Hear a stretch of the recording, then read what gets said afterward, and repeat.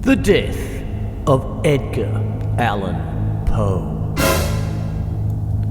The death of American author Edgar Allan Poe on October the 7th, 1849, has remained mysterious in regard to both the cause of death and the circumstances leading to it. Poe was found delirious and disheveled at a tavern in Baltimore, Maryland on October the 3rd. He sought the help of magazine editor Joseph E. Snodgrass and was taken to the Washington College Hospital, where he was treated for his apparent alcohol intoxication.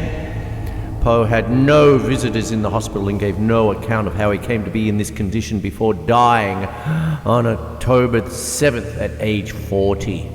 Theories as to what caused Poe's death include murder, suicide, cholera, hypoglycemia, rabies, syphilis, tuberculosis, influenza, brain tumor, and that Poe was a victim of cooping, a type of election fraud common during the period. Evidence of the influence of alcohol is strongly disputed. Much of the extant information about the last few days of Poe's life comes from his attending physician, John Joseph Moran, though Moran's credibility is questionable.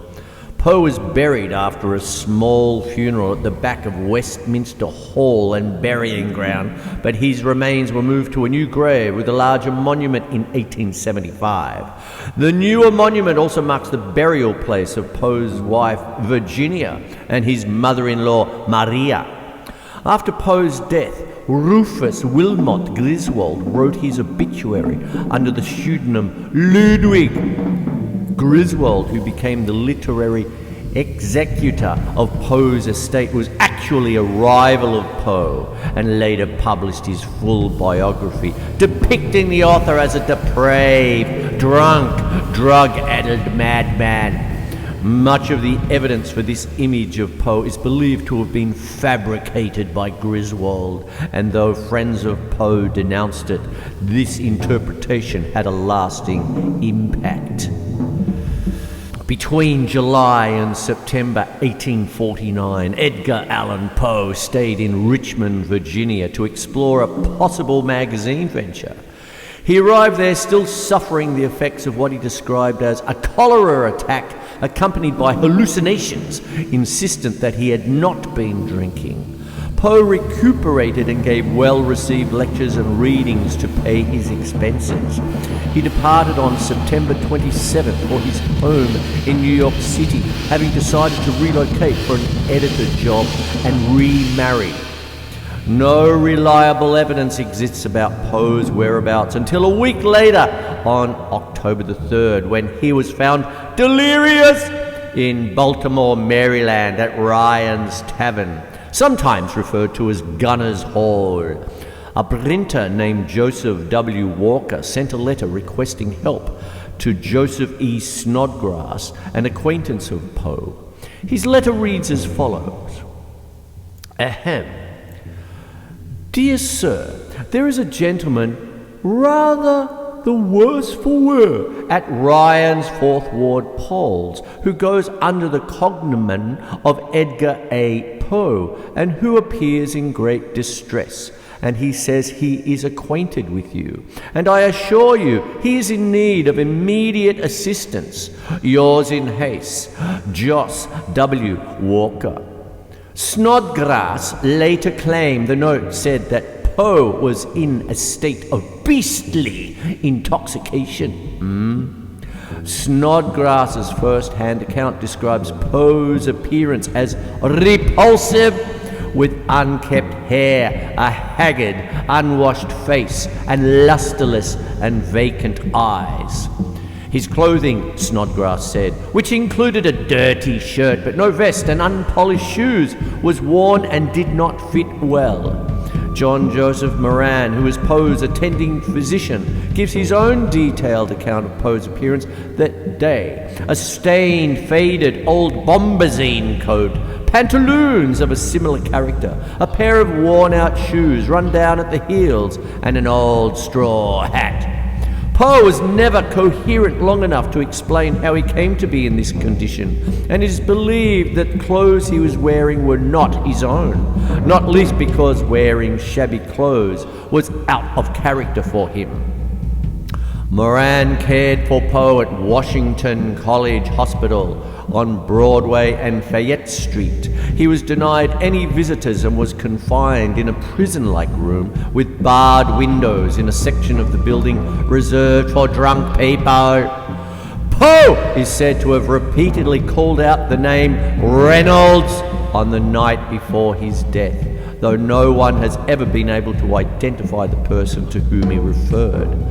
One possibility is that he was recalling an encounter with Jeremiah N. Reynolds, a newspaper editor and explorer who may have inspired the novel, The Narrative of Arthur Gordon Pym of Nantucket.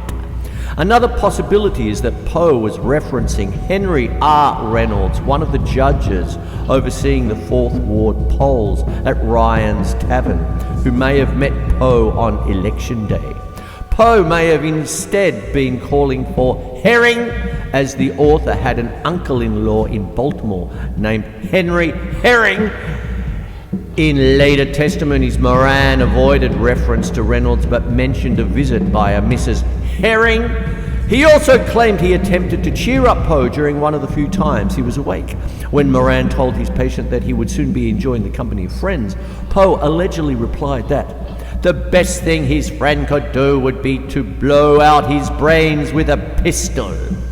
In Poe's distressed state, he made reference to a wife in Richmond. He may have been delusional, thinking that his wife, Virginia Eliza Clem Poe, was still alive, or he may have been referring to Sarah Elmira Royster, to whom he had recently proposed. Poe did not know what had happened to his trunk of belongings, which, it transpired, had been left behind at the Swan Tavern in Richmond. Moran reported that Poe's final words were, "Lord, help my poor soul," before dying on October the 7th, 1849. Credibility of Moran. Because Poe did not have visitors, Moran was probably the only person to see the author in his last days. Even so, his credibility has been questioned repeatedly, if not considered altogether untrustworthy. Throughout the years after Poe's death, his story changed as he wrote and lectured on the topic.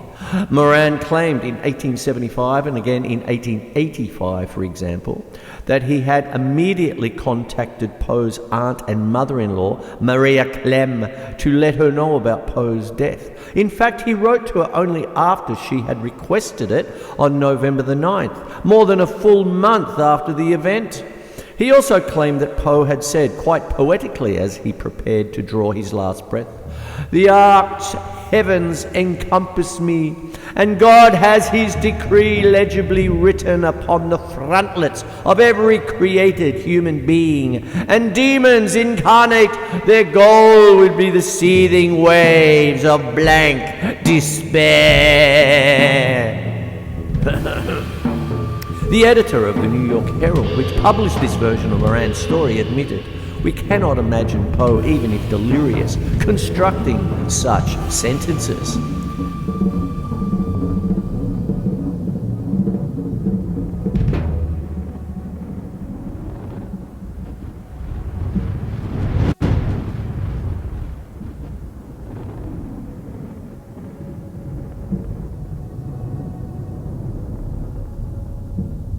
Cause of death. All medical records and documents, including Poe's death certificate, have been lost, if they ever existed. The precise cause of death is disputed, but many theories exist. Many biographers have addressed the issue and reached different conclusions, ranging from Geoffrey Meyer's assertion that it was hypoglycemia to John Evangelist Walsh's conspiratorial murder plot theory. It has also been suggested that Poe's death might have resulted from suicide related to depression. In 1848, Poe nearly died from an overdose of laudanum, readily available as a tranquilizer and painkiller. Though it is unclear if this was a true suicide attempt or just a miscalculation on Poe's part, it did not lead to his death a year later. In 2020, a psychological analysis of Poe's language by Ryan L. Boyd theorized that he was suffering from a major depressive episode near the end of his life and that suicide could not be ruled out. However, the evidence for suicide was not consistently present in Poe's professional writings, leading the researchers to conclude that depression may have played a role in his death, but suicide seemed unlikely. Snodgrass was convinced that Poe died from alcoholism and did a great deal to popularize this idea. He was a supporter of the temperance movement and found Poe a useful example in his temperance work.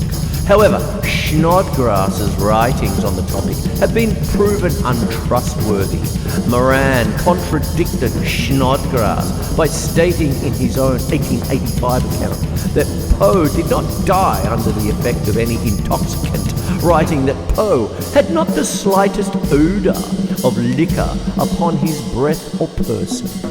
Even so, some newspapers at the time reported Poe's death as congestion of the brain or cerebral inflammation, euphemisms for deaths from disgraceful causes such as alcoholism. In a study of Poe from 1923, a psychologist suggested that Poe had dipsomania. Poe's characterization as an uncontrollable alcoholic is disputed. His drinking companion for a time, Thomas Mayne Reid, admitted that the two engaged in wild frolics, but that Poe never went beyond the innocent mirth in which we all indulge. While acknowledging this as one of Poe's failings, I can speak truly of its not being habitual. Some believe Poe had a severe susceptibility to alcohol and became drunk after one glass of wine.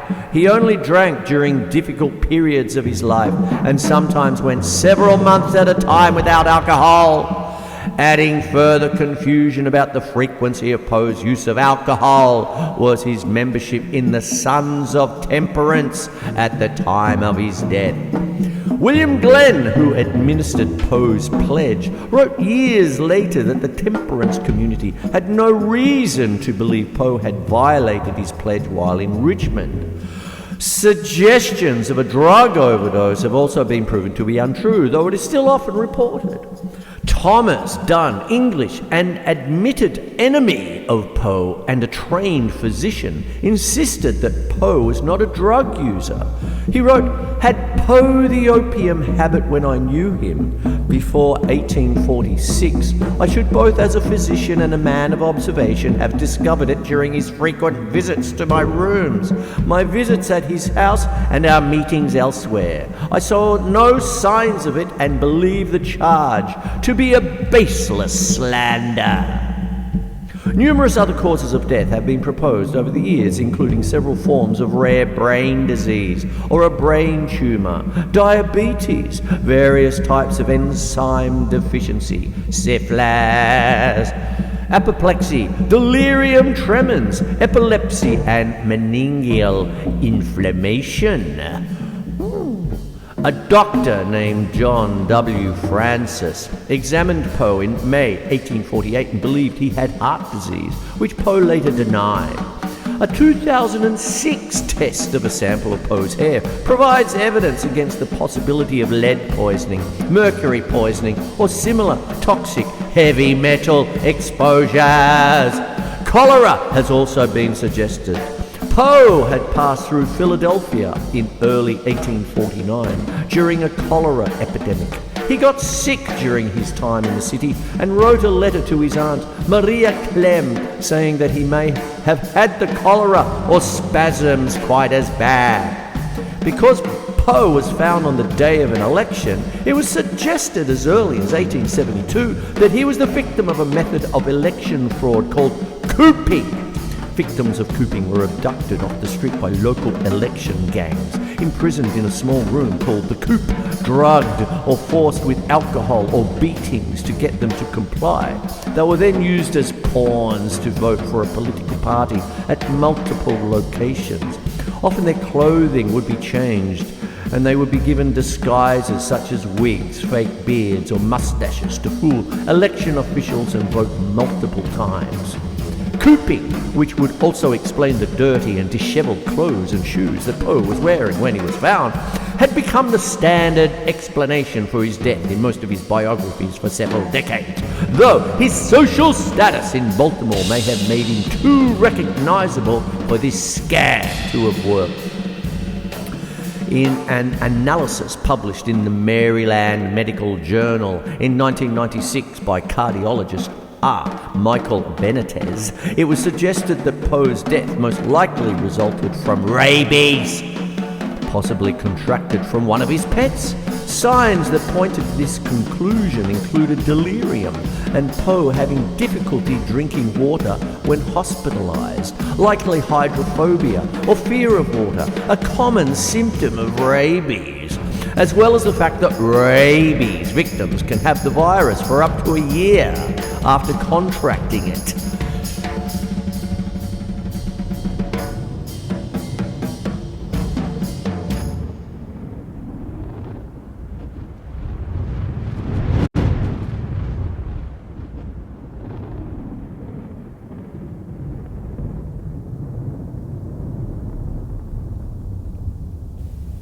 Poe's funeral was a simple one, held at 4 p.m. on Monday, October the 8th, 1849 in Baltimore. Few people attended the ceremony. Poe's uncle-in-law, Henry Herring, provided a simple mahogany coffin, and a cousin, Nielsen Poe, supplied the hearse. Moran's wife made his shroud. The funeral was presided over by the Reverend W.T.D. Clem, cousin of Poe's late wife, Virginia. Also in attendance were Snodgrass, Baltimore lawyer and former University of Virginia classmate Zacchaeus Collins Lee, Poe's first cousin Elizabeth Herring, and her husband and former schoolmaster Joseph Clark. The entire ceremony lasted only 3 minutes in the cold, damp weather. Reverend Clem decided not to bother with a sermon because the crowd was too small. Sexton George W. Spence wrote of the weather. It was dark and gloomy day, not raining but just kind of raw and threatening. Poe was buried at the back of Westminster Hall and Burying Ground in a cheap coffin that lacked handles, a nameplate, clotheslining, or a cushion for his head. In 1873, Southern poet Paul Hamilton Hayne visited Poe's grave and published a newspaper article decrying its poor condition and suggesting a better monument. Poe was reburied on October the 1st, 1875, at a new location close to the front of Westminster Church. A celebration was held at the dedication of the new tomb on November 17th. Poe's original burial spot was marked with a large stone donated by Orrin C. Painter, though it was originally placed in the wrong spot. Attendees included Nielsen Poe, who gave a speech and called his cousin one of the best-hearted men that ever lived, as well as Snodgrass, Nathan C. Brooks, and John Hill Hillett. Though several leading poets were invited to the ceremony, Walt Whitman was the only one to attend. Alfred Tennyson contributed a poem which was read at the ceremony. Fate that once denied him, and envy that once decried him, and malice that belied him, now cenotaph his fame. Probably unknown to the reburial crew, The headstones on all the graves, previously facing to the east, had been turned to face the burying ground's west gate in 1864. The crew digging up Poe's remains had difficulty finding the right body. They first exhumed a 19-year-old Maryland militiaman, Philip Mosher Jr. When they correctly located Poe, they opened his coffin, and one witness noted the skull was in excellent condition. The shape of the forehead, one of Poe's striking features, was easily discerned. A few years later, the remains of Poe's wife, Virginia, were moved to this spot as well. The cemetery in which she lay had been destroyed in 1875, and she had no kin to claim her remains. William Gill, an early Poe biographer, gathered her bones and stored them in a box he hid under his bed. Virginia's remains were finally buried with her husband's on January the 19th, 1885. Oh, posthumous character assassination. On October the 9th, the day after Poe's burial, an obituary appeared in the New York Tribune, signed only Ludwig. The obituary floridly alternated between praising the dead author's abilities and eloquence and damning his temperament and ambition.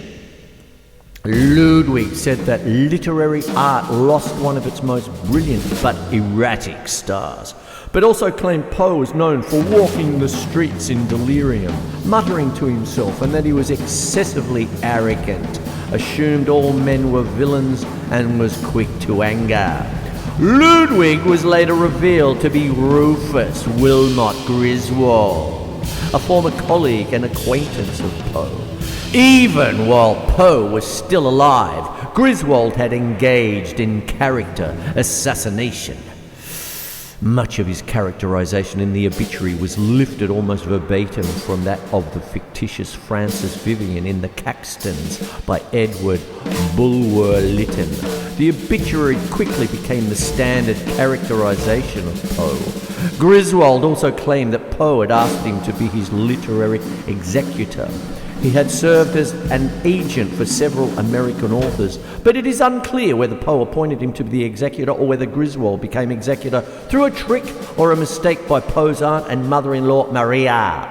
In 1850, he presented, in collaboration with James Russell Lowell and Nathaniel Parker Willis, a collection of Poe's work that included a biographical article titled Memoir of the Author, in which Poe was depicted as a depraved, drunk, drug-addled madman. Many parts of it were believed to have been fabricated by Griswold, and it was denounced by those who had known Poe, including Sarah Helen Whitman, Charles Frederick Briggs, and George Rex Graham. John Neal, who was the first to praise Poe in 1829, wrote in 1850 that Griswold is a rhadamanthus who is not to be built of his fee, a thimbleful of newspaper notoriety. Griswold's account became popularly accepted, in part because it was the only full biography available and was widely reprinted. It also remained popular because many readers assumed that Poe was similar to his fictional characters, or were thrilled at the thought of reading the works of an evil man. A more accurate biography of Poe did not appear until John Henry Ingram's of 1875. Even so, historians continue to use Griswold's depiction as a model for their own biographies of Poe, including W.H. Davenport in 1880, Thomas R. Slicer in 1909, and Augustus Hopkins Strong in 1916. Many used Poe as a cautionary tale against alcohol and drugs. In 1941, Arthur Hodgson Quinn presented evidence that Griswold had forged and rewritten a number of Poe's letters that were included in his Memoir of the Author. By then, Griswold's depiction of Poe was entrenched in the mind of the public, both in the US and around the world. And this distorted image of the author has become part of the Poe legend, despite attempts to dispel it.